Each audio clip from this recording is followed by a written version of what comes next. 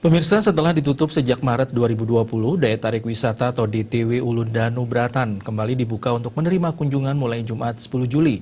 Pembukaan salah satu objek wisata di Kabupaten Tabanan pasca New Normal tahap pertama ini dikhususkan untuk restoran dan toko oleh-oleh. Manajer DTW Ulun Danu Bratan, Iwayan Mustiko menyatakan pembukaan paket restoran ini merupakan tahap awal di kawasan DTW Ulun Danu Bratan sebelum dilakukan pembukaan kawasan secara penuh menerima kunjungan pada New Normal tahap 2 31 Juli mendatang.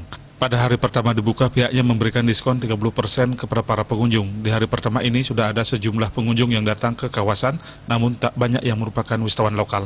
Sesuai protokol kesehatan COVID-19 yang telah disiapkan, pengelola jauh-jauh hari, setiap pengunjung atau wisatawan yang datang ke kawasan harus menggunakan masker. Selain itu katanya, pada saat kedatangan di kawasan juga dilakukan pengecekan suhu tubuh wisatawan, cuci tangan dan diberi arahan selalu menerapkan protokol kesehatan COVID-19.